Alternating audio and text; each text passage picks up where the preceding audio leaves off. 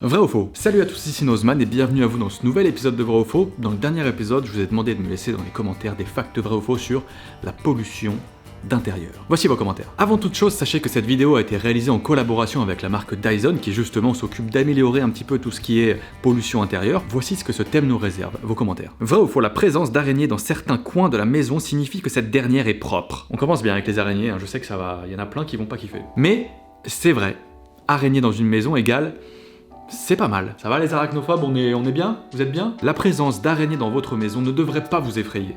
Calmez-vous. Mais plutôt en fait même carrément vous rassurer quant à la qualité de l'air. Donc vous voyez une araignée, vous n'êtes pas obligé de la dégommer, non, vous la laissez tranquille. Ça se passe bien à l'intérieur du coup. Donc ça veut dire que qualité de l'air égale, ça va, c'est pas mal. En plus de vous débarrasser des mouches, des insectes, des moustiques, des trucs comme ça. Les moustiques c'est chiant.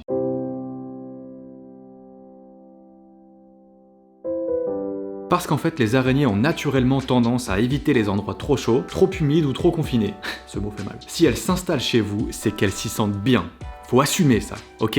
Vous aimez pas les araignées, mais si elles sont chez vous, c'est qu'elles sont bien ici. Faites d'ailleurs attention à ne pas mettre dans votre jardin les araignées installées dans votre maison. Tu vois, tu les prends, tu les mets dans ton jardin. Non! Certaines espèces sont en effet évidemment adaptées à des conditions de vie bien précises. Votre intérieur, typiquement. Au pire, si vous voulez les sortir de votre chambre sans les tuer, mettez-les à la cave, par exemple, si vous en avez une, ou dans un recoin où vous voyez pas trop les trucs, tu vois, tu la caches. Quand on sait que les insectes sont en proie à une extinction massive, liée à la pollution humaine, à l'urbanisation par exemple, la présence de ces petites bêtes chez vous est donc tout sauf inquiétant. On se détend avec les araignées. Y a pas que les insectes qui souffrent de la pollution ambiante d'ailleurs. On va voir ça dans le commentaire suivant. Vrai ou faux, les microparticules affectent-elles les poumons directement? Là, on rentre dans le cœur du sujet, les microparticules, en intérieur notamment. Vrai. Eh oui, bah oui, c'est vrai. Ah. Oui. En ville notamment, la pollution aux particules fines et ultra fines carrément, causée par les gaz d'échappement, serait responsable de milliers de morts prématurées chaque année en France. Des milliers. Des particules si petites qu'elles traversent nos poumons pour atterrir directement dans le sang. Est-ce que t'imagines 2 secondes le concept quand même? C'est ouf. Si les voitures électriques pourront à long terme limiter un petit peu cette pollution, il existe justement déjà des solutions pour nettoyer l'air chez soi, à l'intérieur. Et ça c'est pas mal. Les purificateurs d'air, c'est un truc qui est revenu à fond dans les commentaires. Justement, parlant de Dyson, tiens, avec qui on fait cette vidéo, et qui sont au cœur de ce sujet. Non, parce qu'en dehors de fabriquer des aspirateurs plutôt cool, s'ils ont de la gueule, on va pas se mentir, ils proposent donc des appareils permettant donc de purifier l'air, comme le Dyson Pure Hot Plus Cool par exemple. Son système de filtration permet de capturer 99,95% des particules invisibles à l'œil nu. C'est un beau pourcentage. Comme les particules PM10 et PM2,5, ainsi que les composés organiques volatiles ou le dioxyde d'azote. Tout ça, ça flotte chez nous partout dans l'air sans qu'on puisse le voir. Impossible à l'œil nu. Eh bien, le purificateur Dyson, grâce à des capteurs placés sur les côtés, il est capable de les détecter. Il les détecte et il les capture. Ça ne part plus. Depuis 2015, l'unité microbiologique de l'Institut Pasteur de Lille travaille en partenariat avec Dyson dans la lutte contre la contamination microbiologique de l'air. Les essais réalisés montrent notamment que les purificateurs d'air de la marque sont en mesure de réduire la charge virale de l'air, plus particulièrement de virus comme le H1N1 par exemple. Je vais vous expliquer comment ça marche. Un premier filtre à charbon actif va absorber les gaz, mais c'est surtout le second filtre, le filtre HEPA, qui va nous intéresser. Ce type de filtre, dont l'acronyme signifie haute efficacité pour les particules aériennes, est notamment utilisé en bloc opératoire ou en poste de sécurité microbiologique, là où on a besoin d'air vraiment clean en gros. Ces filtres agissent de 3 manières différentes. Les plus grandes particules vont être arrêtées par les fibres du filtre, tandis que les particules moyennes, celles qui sont un peu plus petites, qui vont passer directement entre les fibres, vont se coller à elles via le mouvement de l'air dans un phénomène appelé interception. Les plus petites particules, vraiment les trucs encore plus petits, en fait elles vont être bloquées via un phénomène physique plutôt cool. Un phénomène de diffusion lié au mouvement brownien. Le mouvement brownien est le nom du phénomène correspondant au mouvement aléatoire des particules dans un fluide. Alors pour être plus clair, les plus petites particules se déplacent un peu aléatoirement car elles passent leur temps à entrer en collision avec les molécules d'air. Est-ce qu'on peut faire plus badass ? Je ne pense pas. Ces déplacements chaotiques, qui vont un peu dans tous les sens, les forcent à entrer en contact avec les fibres du filtre HEPA, où elles finissent par se retrouver piégées. C'est beau. Des filtres donc très efficaces pour stopper la quasi-totalité des particules aériennes. En bonus, le Dyson Pure Hot Plus Cool, il fait chauffage et rafraîchit l'air. Voilà, perso, si j'étais une araignée, j'irais habiter directement chez quelqu'un qui a un purificateur d'air. C'est plié. Faire trop souvent le ménage peut nuire à notre santé, surtout à cause des produits qu'on utilise. Lui, je le vois venir, il veut juste plus rien foutre, plus faire de ménage chez lui. C'est ça ? En fait, c'est vrai. Non mais c'est vrai. Mais comme tu dis, c'est pas forcément la fréquence à laquelle on fait le ménage chez nous qui est mise en cause, mais c'est plutôt les produits, vraiment les produits qu'on utilise.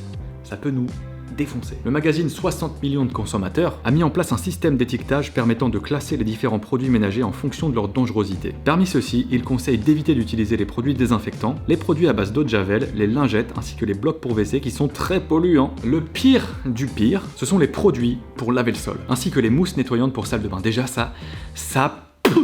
Ça pue. Je le dis comme ça parce que ça daube, ça m'écœure. J'ai un problème avec ça. En fait, globalement, là c'est le moment où vous devez bien vous tenir, tu vois. 91% des produits ménagers ont des émissions cancérogènes. Plus particulièrement du formaldéhyde. Retenez bien ça, le formaldéhyde. Il s'agit d'une substance cancérogène avérée pour l'homme, notamment dans les cas de cancer du nasopharynx. Alors pour le coup, le tout dernier Dyson Cryptomic est quant à lui capable de carrément détruire cette molécule et la transformer en CO2 et eau. Donc les produits ménagers, ça nettoie peut-être ta maison, ok, mais ça peut aussi te détruire ta santé en échange. Pas sympa. Alors plutôt que de multiplier les produits nettoyants dangereux, le mieux c'est évidemment de le faire encore soi-même, tu vois. Un peu de vinaigre blanc, paf paf, bicarbonate de soude, tu connais. Tout ça mélangé dans de l'eau, hop là, roi du pétrole. Le pétrole c'est pas terrible. Vrai ou faux, les bougies sont mauvaises pour la santé à cause des particules de cire qui volent et viennent se coller dans nos poumons. Alors là, on rentre dans un truc qui... Pareil, les bougies, je ne comprends pas. Je ne comprends pas le délire de s'allumer une petite bougie. C'est dégueulasse. Enfin bref, c'est juste mon avis. Et de toute façon, c'est en partie vrai. Même si parfumer l'air d'une pièce à l'aide de bougies ou d'encens, ça donne l'impression que sa qualité de l'air est un peu mieux, en fait c'est bien souvent tout l'inverse. Un bon nombre de ces produits dégagent justement en brûlant du benzène ou du formaldéhyde. Tu te souviens, je t'ai dit de mémoriser le formaldéhyde. Donc voilà, en fait c'est un petit peu comme les produits ménagers. Une trop grande concentration de ces produits peut amener à des risques d'irritation respiratoire. Alors de même, les personnes asthmatiques ou au système respiratoire un petit peu plus sensibles doivent faire attention à ne pas trop utiliser de bougies ou d'encens. D'autant plus que la combustion de cire de paraffine produit des particules de suie ultra fines pouvant pénétrer nos poumons et être absorbées dans notre sang encore une fois. Même si c'est sympa, je comprends de allumer une petite bougie, voilà, parfumée à la lavande, hop là, tu la mets dans un petit coin, petite ambiance. Bon, hein, mais faut pas trop en abuser. On se calme avec ça. Ça pue, vraiment ça pue, non. Vrai ou faux, il y a parfois des champignons dans des murs des maisons qui nuisent à la santé de ceux qui y habitent. Vrai. C'est dégueulasse. Une maison mal isolée ou mal ventilée aura tendance à vite devenir trop humide et à générer avec ça un certain nombre de problèmes assez graves. On considère qu'au-delà de 65% d'humidité dans votre intérieur, notre santé peut être en danger. L'apparition de moisissures, de champignons, de bactéries ou de salpêtres, carrément, vont potentiellement entraîner des problèmes respiratoires comme l'asthme ou la bronchite. C'est chiant ça la bronchite. Et aussi des douleurs articulaires, des problèmes de circulation, etc. Bah ouais, avoir des spores de moisissures et autres champignons en suspension dans l'air, t'imagines bien que c'est pas forcément hyper sain comme truc. Pour lutter contre l'humidité ou si t'as pas forcément la possibilité de refaire toute l'isolation de ta maison ou de ton appartement, il existe quelques gestes simples à adopter. Si tu te rends compte que chez toi ça commence à bien puer le renfermé, que toutes tes fenêtres sont recouvertes de buée en permanence et qu'il y a du moisi dans tous les coins, bah là il est plus que temps d'agir en fait. Déjà, le truc numéro 1, c'est de bien aérer. Vraiment ça c'est important. Tu prends tes fenêtres et hop là, t'aères. Idéalement, il faudrait bien aérer toutes les pièces de ta maison ou de ton appartement 5 à 10 minutes par jour, quoi qu'il arrive. Surtout la cuisine et la salle de bain qui ont tendance à accumuler pas mal d'humidité. Globalement, aérer permet non seulement d'équilibrer le taux d'humidité, mais aussi de renouveler l'air stagnant. Alors en pleine période de Covid, c'est assez important, hein, croyez-moi. Il ne faut pas non plus oublier de bien chauffer ton logement. Ensuite, essaye autant que possible de faire sécher ton linge dehors, que ce soit dans ton jardin ou sur ton balcon. S'il pleut et que t'as pas le choix, t'aères bien la pièce dans laquelle il y a ton linge. Voilà. Et si vous avez les moyens, il existe également des déshumidificateurs électriques. Mais bon, c'est pas non plus le truc hyper écolo, quoi. Sinon, tu peux aussi en fabriquer un.